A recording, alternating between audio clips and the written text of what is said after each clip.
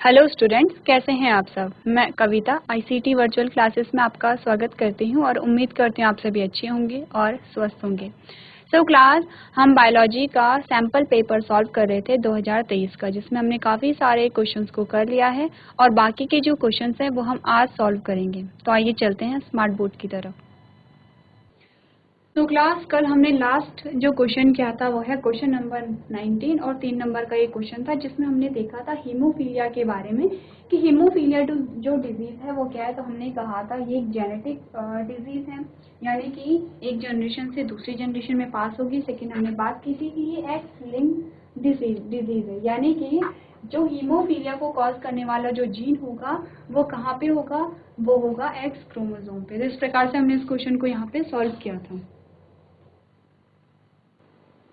चलिए नेक्स्ट जो हमारे पास क्वेश्चन आता है that is question number 20। 3 number का क्वेश्चन हमारे पास आया है और इसमें हमसे पूछा गया है अपूर्ण प्रभाविता की खोज किसने की। अपूर्ण प्रभाविता को केवल रेखा चित्र द्वारा समझाइए।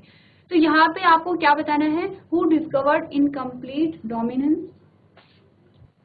क्वेश्चन हमारे पास क्या है, who discovered incomplete dominance, explain incomplete dominance with the help of diagram only. आपको यहाँ पे क्वेश्चन में सिर्फ ये कहा गया था कि आपको सबसे पहले तो ये बताना है इनकम्प्लीट डोमिनेंस को किसने डिस्कवर किया या किसने इसकी खोज की। सेकेंड आपने बताना है, एक्सप्लेन करना है क्या होता है इनकम्प्लीट डोमिनेंस, और सिर्फ डायग्राम के द्वारा, यानी कि आपको क्रॉस करा के दिखाना है कि क्या होता है।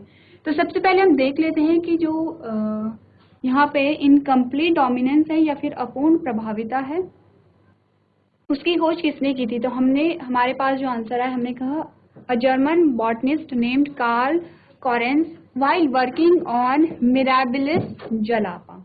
क्या थे, एक जो जर्मन बॉटनिस्ट थे जिनका नाम कार्ल कॉरेंस था, वो मिराबिलिस जलापा पे खोज कर रहे थे।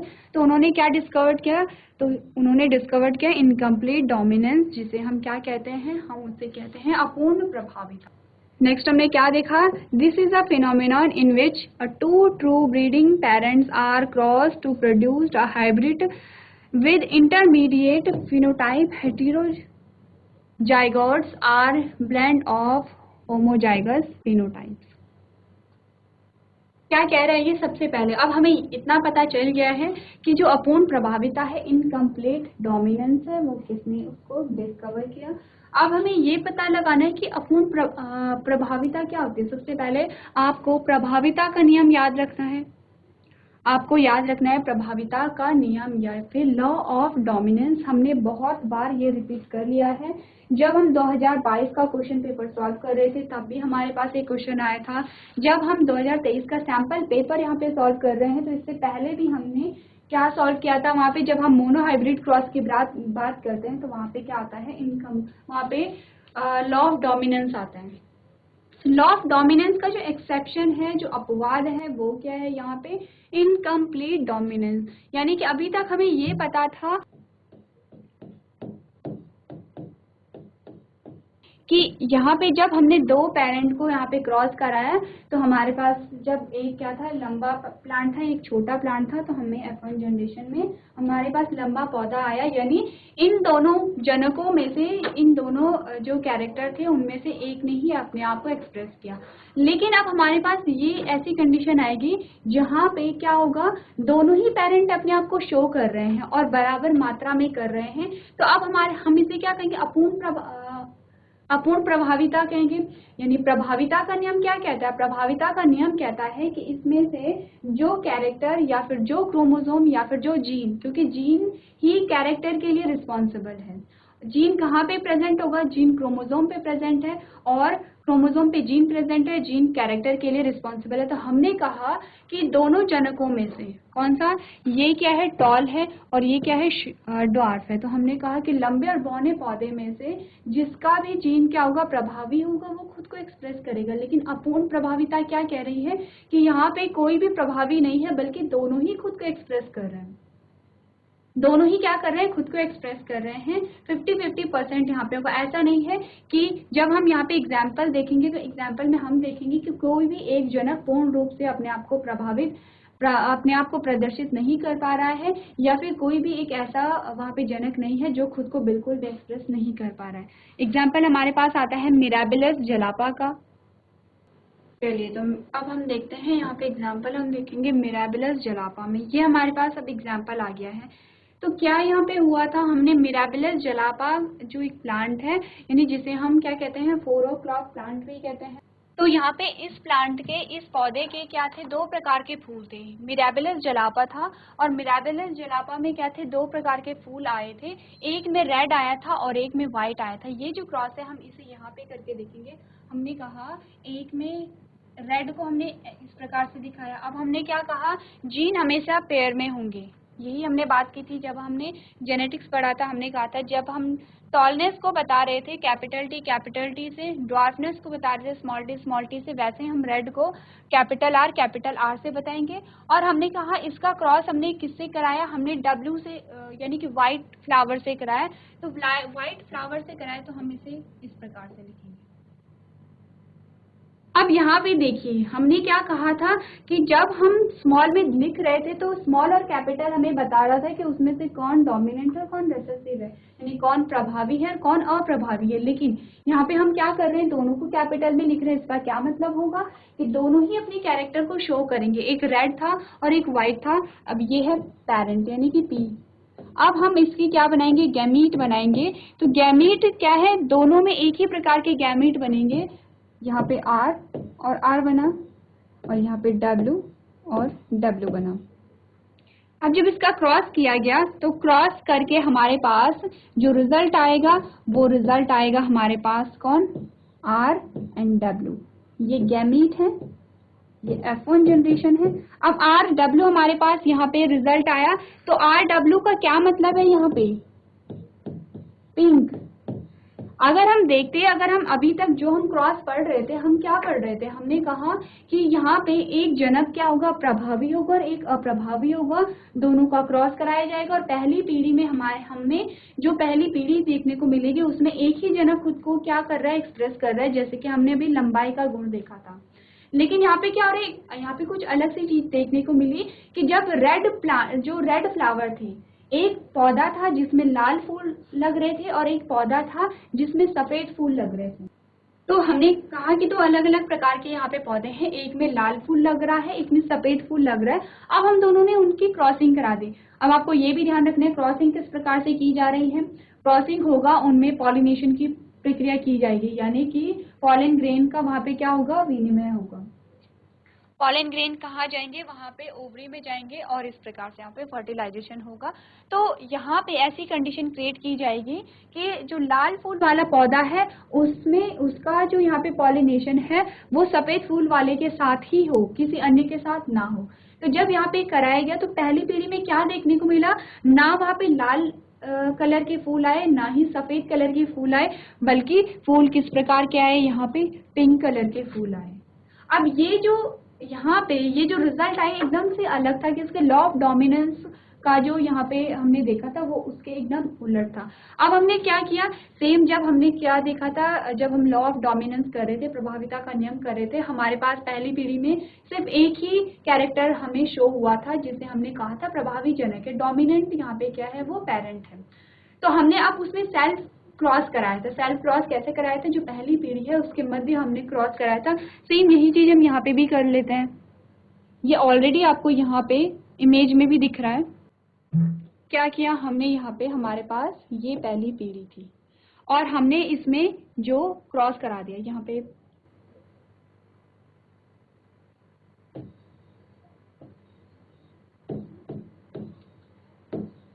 देखिए ये है हमारे पास F1 जनरेशन। अब F1 जनरेशन के यहाँ पे गैमीट बनेंगे, तो यहाँ पे 2 प्रकार के गैमीट बनेंगे, ये हमें पता है।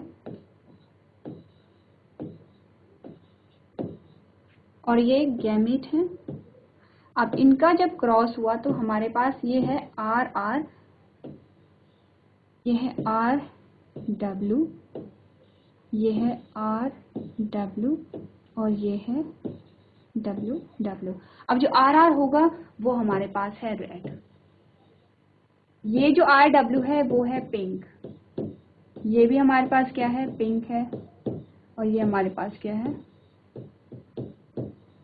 वाइट है।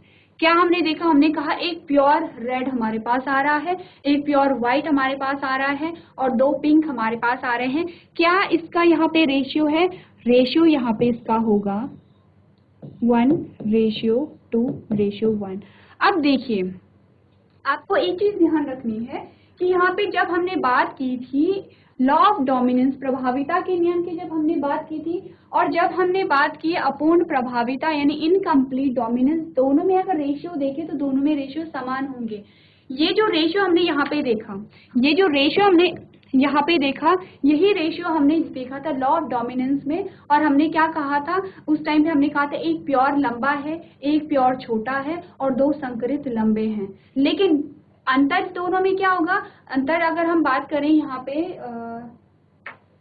लॉ ऑफ डोमिनेंस की, प्रभाविता के नियम की, वहां पे जीनोटिपिक रेशियो और फिनोटिपिक रेशियो दोनों अलग अलग हैं। क्या कहा मैंने कहा जो प्रभाविता का नियम है वहां पे जो जीनोटिपिक रेशियो और फिनोटिपिक रेशियो अलग अलग होगा। लेकिन अगर हम बात करें यहाँ पे इनकम्प्लीट डोमिनेंस की, तो यहाँ पे जीनोटिपिक और फिनोटिपिक रेशियो दोनों समान हैं। समान किस प्रकार से हैं? अब जो आर है वो हमें बता रहा है कि ये प्योर रेड है और उसका कलर भी रेड है।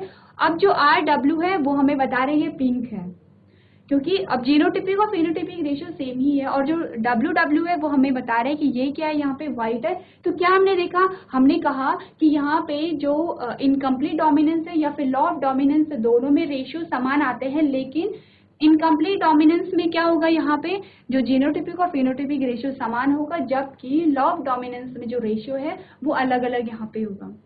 तो ये चीजें आपको याद रखनी है। और इम्पॉर्टेंट बात आपको ये याद रखनी है कि जो अपूर्ण प्रभाविता है, ये जो इनकम्प्लीट डोमिनेंस है, ये किसका अपवाद है? ये है लॉ ऑफ डोमिनेंस का एक अपवाद है, यानी कि ये लॉ ऑफ डोमिनेंस को फॉलो नहीं करता है। आपको ये क्रॉस ध्यान रखना है। किस पे ये प्रयोग किया गया था, कब, किस पे जो अपूर्ण प्रभाविता का जो नियम है वो देखा गया था, या उसे एक्सपेरिमेंट किस पे किया गया था? मिराबिलस जलापा या फिर 4 o'clock प्लांट भी हम इसे कहते हैं। क्या हुआ यहाँ पे? बीच की कंडीशन आई। बीच की कंडीशन क्या है कि जब हमने, अब आप ये जो चीज है आप इसे कलर के साथ भी देख सकते हैं। आपने अगर रेड कलर में व्हाइट कलर को आप ऐड करते चले जाएंगे तो आप देखेंगे वहाँ पे पिंक, एक ऐसी कंडीशन आएगी कि आपको पिंक कलर वहाँ पे मिल जाएगा। तो यहाँ पे क्या हुआ, जब हमने देखा कि ये पिंक कलर में क्या हुआ, पिंक कलर में रेड कलर भी शामिल था तो व्हाइट कलर भी शामिल था। दोनों अपने आप को क्या कर रहे थे? एक्सप्रेस कर रहे थे और इक्वली कर रहे थे, एकदम बराबर अपने आप को क्या कर रहे हैं? एक्सप्रेस कर रहे हैं। यहाँ पे कोई डोमिनेंट नहीं है, कोई रेसेसिव नहीं है। तो यही क्या था? यहाँ पे अपूर्ण प्रभाविता है। चलिए, इसके बाद जो नेक्स्ट हमारे पास क्वेश्चन आता है उसमें हमसे मोनोहाइब्रिड क्रॉस के बारे में पूछा गया है, जो कि हम प्रीवियस लेक्चर में कर चुके थे। इसमें यही है, लॉ ऑफ डोमिनेंस को ही हमने यहाँ पे क्या किया था? डिस्कस किया था। चलिए, नेक्स्ट क्वेश्चन हमारे पास आता है और इसमें हमसे पूछा गया है what is the role of animal husbandry in human welfare. तो हमें बताना है कि एनिमल हस्बेंड्री यानी मानव कल्याण में पशुपालन की क्या भूमिका है। हम पशुओं को पालते हैं, अलग अलग प्रकार के पशुओं को पालते हैं। अब हम जो भी कार्य करते हैं, चाहे वो हमारी बॉडी के अंदर हो रहा हो या फिर हमारे द्वारा हमारे वातावरण में हो रहा हो, उसका एक क्या होता है? रीज़न होता है, एक कारण होता है। बिना किसी कारण यहाँ पे कुछ भी चीज़ नहीं होती है। तो हम पशुओं को पाल रहे हैं तो कोई ना कोई इसका रीज़न होता है, और रीज़न क्या होगा हमें यही बताना है कि उसका क्या रीज़न है। तो क्या हमने पढ़ा? हमने animal husbandry deals with the scientific management of livestock. It includes various aspects such as feeding, breeding, and control disease to raise the population of animal livestock. अब सबसे पहले आपको बताया गया है कि एनिमल हस्बेंड्री क्या होती है, यानी पशुपालन क्या होता है। तो पशुपालन में क्या होता है? पशुओं को यहाँ पे फीडिंग यानी कि उन्हें खिलाना, ब्रीडिंग होती है यानी कि उनकी रिप्रोडक्टिव जो साइकिल होगी, कंट्रोल डिजीज यानी कि यहाँ पे डिजीज को कंट्रोल करना, इन शॉर्ट पशुओं की देखभाल करना, उन्हें खिलाना और उनके स्वास्थ्य का वहाँ पे पूरा ध्यान रखना। ये सारी चीजें आती है किसमें? एनिमल हस्बेंड्री में। नेक्स्ट हमने क्या कहा? हमने कहा animal husbandry usually include animals such as cattle, pig, sheep, poultry and fish which are useful for the humans in various ways. अब एनिमल हस्बेंड्री में देखिए, आपको एक क्वेश्चन के अंदर ही बहुत सारे क्वेश्चन मिल गए हैं। सबसे पहले आपको एनिमल हस्बेंड्री की डेफिनेशन मिल गई है कि जो एनिमल हस्बेंड्री होती है, पशुपालन में क्या होता है? पशुओं को पशुओं की देखभाल की जाती है, उन्हें खाना खिलाया जाता है, उनकी जो ब्रीडिंग है यानी कि प्रजनन संबंधी जो भी क्रियाएं हैं उन्हें ध्यान में रखा जाता है और बीमारियों से उन्हें सुरक्षित रखा जाता है। इसमें इसे हम क्या कहते हैं, पशुपालन कहते हैं। सेकेंड हमने कहा कि पशुपालन में हम किन किन एनिमल का यहाँ पे यूज करते हैं। हमने कहा कैटल हो गई, पिग हो गया, शीप हो गया, पोल्ट्री और फिश हो गया। यानी कि गाय हो गई है, गाय भैंस जो होती हैं, भेड़ बकरियां होती है। पोल्ट्री फार्म में आप अलग अलग प्रकार के यहाँ पे बर्ड्स को यूज करते हैं, फिश हो गया है। इन सभी चीजों को हम क्या करते हैं, यहाँ पे उनका पालन करते हैं। नेक्स्ट हमने क्या देखा, हमने कहा these animals are managed for the production of a commercially important product. अब इन एनिमल्स को हम क्यों पाल रहे हैं, क्यों इन पशुओं का हम पालन कर रहे हैं, क्योंकि ये हमें बहुत सारे फायदे देते हैं। इनसे हमें क्या क्या मिल रहा है, मिल्क मिल रहा है, मीट मिल रहा है, वूल मिल रहा है, एग, हनी, सिल्क एक्सेट्रा। इतनी सारी चीजें हमें क्या है, इन एनिमल से मिल रही है, इसलिए हम इनका क्या करते हैं, पालन करते हैं। The increase in a human population has increase the demand of this product. अब ये हम बात करते आए हैं, हमने कहा जैसे जैसे पॉपुलेशन इंक्रीज होगी वैसे वैसे हर चीज की डिमांड होती है, चाहे वो फूड की डिमांड हो, चाहे वो किसी भी प्रोडक्ट की डिमांड हो, हर चीज की यहाँ पे डिमांड बढ़ती चली जाती है। तो जैसे जैसे डिमांड बढ़ेगी वैसे वैसे क्या होगा, यहाँ पे हमें प्रोडक्शन भी बढ़ाना पड़ेगा, यानी उत्पादन को भी बढ़ाना पड़ेगा। और हम क्या कर सकते हैं, अधिक संख्या में पशुओं को पाल करके हम इनका प्रोडक्शन बढ़ा सकते हैं। नेक्स्ट हमने क्या देखा, hence it is necessary to improve the management of a livestock scientifically. तो ये हमारे पास क्या आता है, पशुपालन की डेफिनेशन आती है, कौन कौन से पशुओं को हम यहाँ पे पालें वो आता है, और क्या क्या पशुओं को पालकर हमें क्या क्या चीजें मिलती हैं, क्या बेनिफिट, क्या लाभ हमें मिल रहा है, वो सारी चीजें इसमें इंक्लूड होती हैं।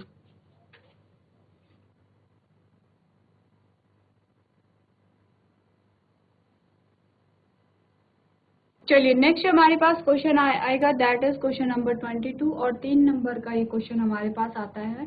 तो आपसे पूछा गया है पॉपी, कोका और भांग से कौन से ड्रग प्राप्त किए जाते हैं, यानी which drugs are obtain from the poppy, coca and cannabis. अब हमें ये बताना है कि इनसे कौन कौन से हमें ड्रग्स प्राप्त होते हैं। आंसर हमारे पास क्या आएगा, हमने कहा from the opium Poppy has come morphine drips in hospital. तो यहाँ पे जो पॉपी होता है, पॉपी से हमें क्या मिलता है, मॉर्फिन हमें मिलता है। हमने नेक्स्ट कहा from the Coca plant has come a cocaine which is used in a certain medical surgery. तो यानी कोका प्लांट से हमें क्या मिलता है, यहाँ पे कोकीन मिलता है। And from the cannabis plants has come a various hemp product. तो यहाँ पे यानी कि जो कैनाबिस जो प्लांट है, यानी कि जो भांग का जो पौधा है, उससे हमें अलग अलग यहाँ पे क्या मिलते हैं, हैम्प प्रोडक्ट मिलते हैं, यानी भांग के अलग अलग प्रोडक्ट मिलते हैं। तो ये चीजें, ये इंपॉर्टेंट क्वेश्चन है, आपको ये याद रखना है कि कौन सा ड्रग्स कहाँ किस चीज से हमें यहाँ पे प्राप्त होता है। आपको इमेजेस भी दिखाई गई थी पॉपी प्लांट की कि किस प्रकार से यहाँ पे मॉर्फिन को एक्सट्रैक्ट किया जा रहा है। नेक्स्ट हमने भांग का भी पौधा देखा था कि भांग का पौधा किस प्रकार से होता है, और हमने क्या कहा था कि भांग से अलग अलग प्रकार के यहाँ पे क्या बनते हैं, प्रोडक्ट बनते हैं।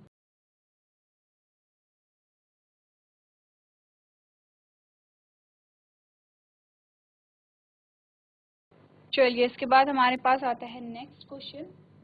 यह है क्वेश्चन नंबर 23 और 3 नंबर का ये क्वेश्चन हमारे पास है। तो क्या कहता है क्वेश्चन, क्वेश्चन में पूछा गया है आनुवांशिक रूपांतरित फसलों के उत्पादन के लाभ व हानि लिखिए।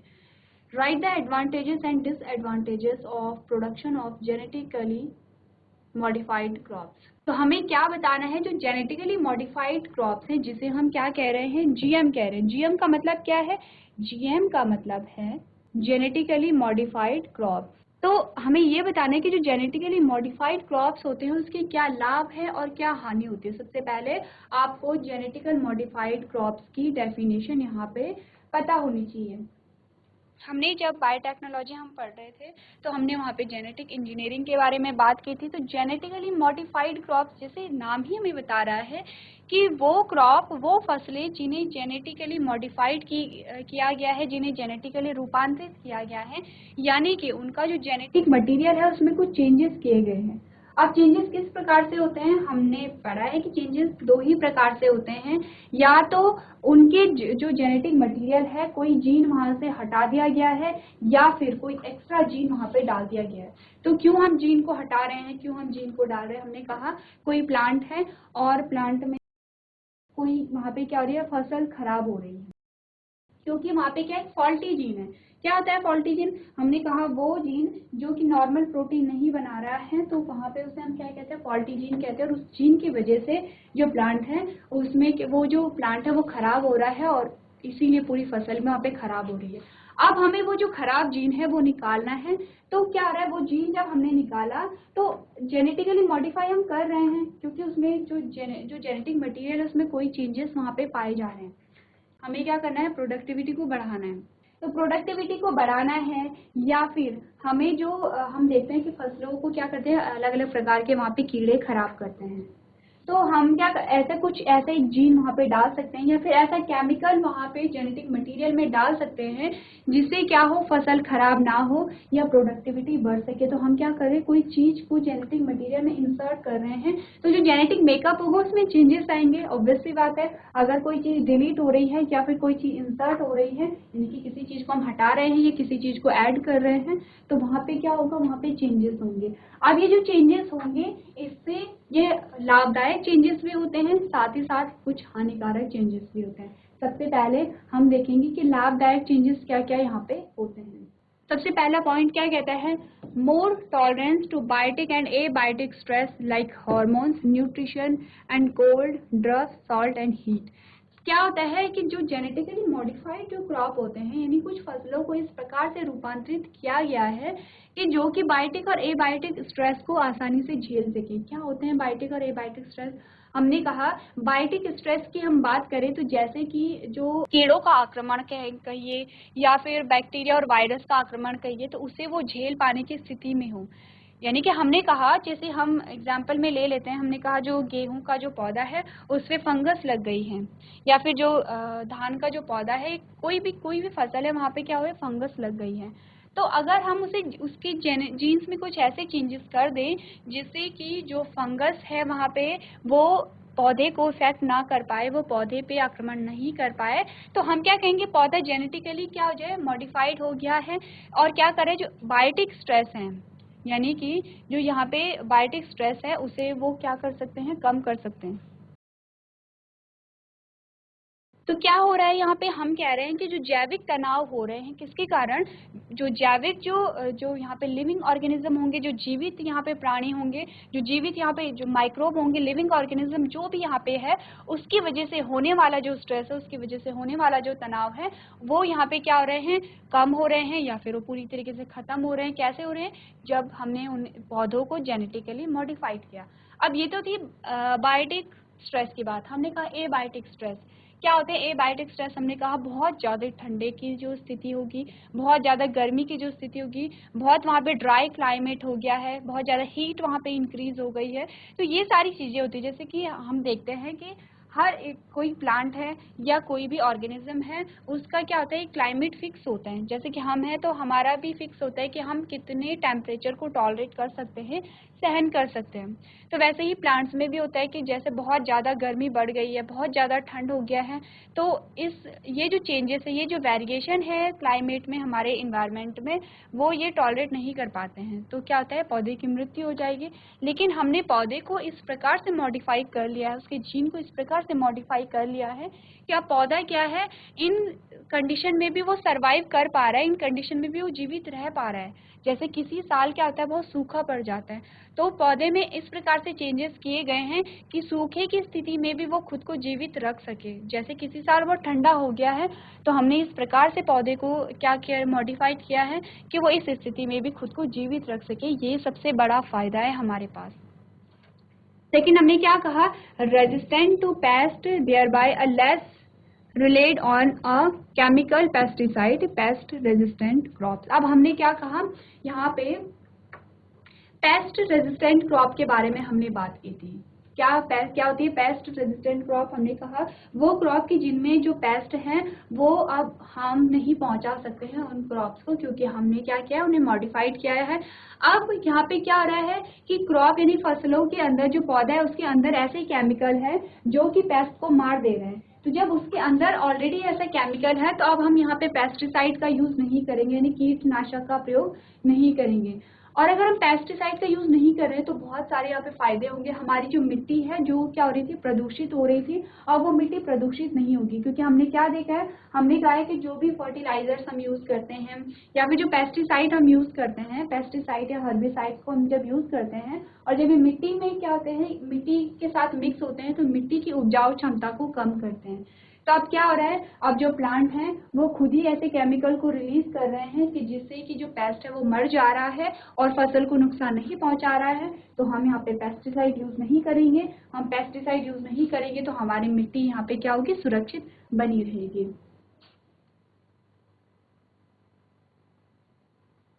तो पेस्ट रेजिस्टेंट प्लांट का जो एग्जाम्पल अगर हम देखें तो हमने कहा था बीटी कॉटन की, जब हमने बात की थी, बीटी कॉटन यहाँ पे आता है या बीटी ब्रिंजल यहाँ पे आता है, जिसके बारे में हमने डिटेल में पढ़ा था क्या होता है बीटी कॉटन। तो तीसरा जो पॉइंट है वो कहता है increase fertility of a soil with the efficiency of a minerals use prevents early exhaustion of fertility of the soil.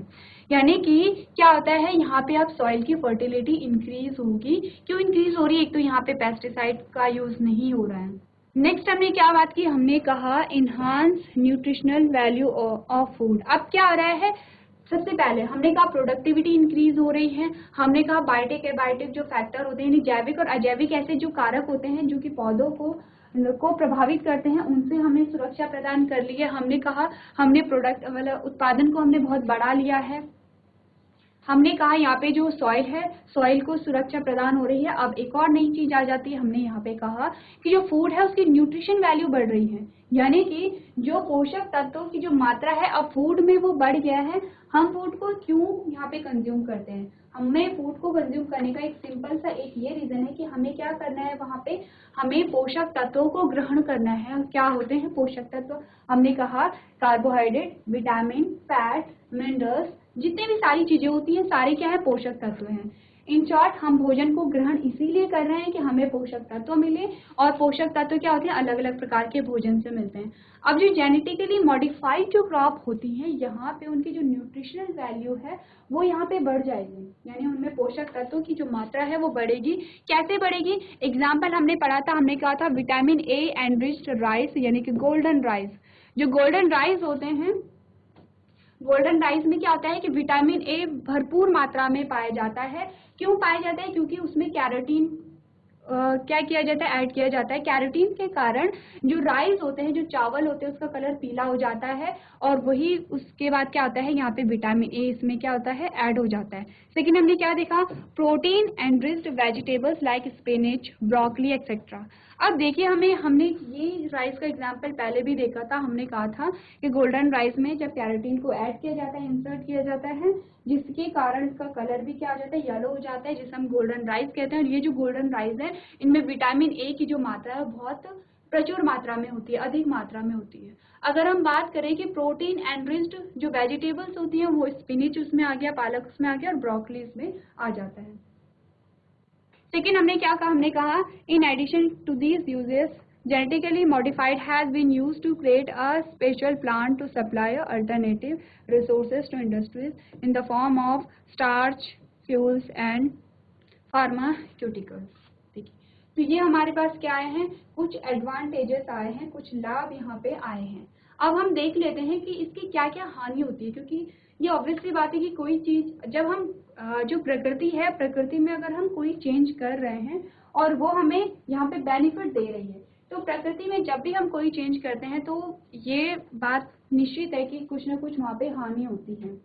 तो हानियां क्या क्या होती हैं, सबसे पहला पॉइंट हमारे पास क्या कह रहा है, transgenic genes in the genetically modified crops endanger the native species. सबसे पहले हम उसके जेनेटिक मटेरियल में जब चेंजेस कर रहे हैं तो जो ओरिजिनलिटी है उस स्पीशीज की वो क्या हो रही है, लुप्त होगी, यानी कि जो जिसे हमने जो उसका ओरिजिनल रूप था वो क्या हो रहा है, वहाँ पे चेंज हो रहा है। पहली बात तो ये हो गई। नेक्स्ट हमने क्या कहा, they cause damage to natural environment by producing a biodiversity. अब ये क्या कर रहे हैं, यहाँ पे बायोडाइवर्सिटी क्या हो रही है, प्रोड्यूस हो रही है। क्योंकि एक तो हमने देखा था सिंपल, हमने राइस देखा था, सिंपल हमने एक धान का पौधा देखा था, उसमें हमने जो चावल हमें दिखे थे वो व्हाइट कलर के दिखे थे। अब यहाँ पे गोल्डन राइस भी आ गए हैं। इसी प्रकार से बहुत सारी स्पीशीज यहाँ पे आ गई हैं। और यहाँ पे क्या हो रही है, जब यहाँ पे गोल्डन राइस आ गया तो गोल्डन राइस का अब हम क्या कर रहे हैं, ज़्यादा उपयोग करेंगे। तो गोल्डन राइस का ज़्यादा उपयोग करेंगे तो जो नॉर्मल जो धान हम खाते हैं उसकी प्रोडक्टिविटी क्या होगी, यहाँ पे कम होगी। तो क्या हो रहा है, यहाँ पे जो बायोडाइवर्सिटी है वो रिड्यूस होगी। यानी कि हमने क्या कहा कि जो ओरिजिनल स्पीशीज है उसका जो ओरिजिनल जो फॉर्म है वो हम क्या कर रहे हैं, उसका यूज हम धीरे धीरे कम करते चले जाएंगे। जब हम कम करते चले जाएंगे तो जो बायोडाइवर्सिटी है वो क्या हो रही है, रिड्यूस हो रही है। थर्ड हमने बात क्या की, हमने कहा they may cause a human health problems by altered genes. अब क्या तो हो सकता है कि जब हमने क्या किया इसमें के जीन में कुछ चेंजेस किए तो ये ह्यूमन हेल्थ को भी इफेक्ट कर सकते हैं। और लास्ट जो हमारे पास पॉइंट आता है वो क्या कहता है, development of a new strains of bacteria with are antibiotic resistance और अदर ड्रग्स रेजिस्टेंस। यानी कि development of a new strains of bacteria, bacteria के न्यू जो स्ट्रेन्स है उनका डेवलपमेंट यहाँ पे हुआ है, जो कि क्या कर रहे थे, जो एंटीबायोटिक रेजिस्टेंस थे और ड्रग्स रेजिस्टेंट थे। अब यहाँ पे बात आ गई है एंटीबायोटिक की। तो हमने एंटीबायोटिक के बारे में क्या बात की है, हमने कहा है एंटीबायोटिक्स वो केमिकल्स होते हैं जो कि हानिकारक बैक्टीरिया को किल करते हैं, हार्मफुल बैक्टीरिया को किल करते हैं। अब क्या हुआ, जब हमने जेनेटिक इंजीनियरिंग का यहाँ पे यूज किया तो यहाँ पे किस जो बैक्टीरिया थे उनके नए स्ट्रेन यहाँ पे डेवलप हो गए। नए स्ट्रेन से क्या मतलब है, नए रूप, बैक्टीरिया के नए रूप यहाँ पे उत्पन्न हो गए। और वो रूप इस प्रकार के थे, वो स्ट्रेन इस प्रकार के थे कि यहाँ पे वो जो एंटीबायोटिक था, एंटीबायोटिक के लिए रेजिस्टेंट थे। देखिए यानी कि उन पर अब एंटीबायोटिक का कोई फर्क नहीं पड़ रहा है। तो इस प्रकार से ये भी प्रॉब्लम है, क्योंकि जब हम जिस बैक्टीरिया को किल करने के लिए हम यहाँ पे एंटीबायोटिक का यूज कर रहे थे और वो इजीली उस बैक्टीरिया को किल कर दे रहा था, अब वो उस इस प्रकार के स्ट्रेन वहाँ पे डेवलप हो गए हैं कि ये क्या है, जो एंटीबायोटिक का जो प्रभाव है उस पर अब बिल्कुल भी नहीं पड़ रहा है। तो ये हमारे पास क्या आता है, कुछ एडवांटेज आते हैं, यानी कुछ लाभ आते हैं और कुछ हानि आती हैं जो जेनेटिकली मॉडिफाइड क्रॉप्स होती हैं।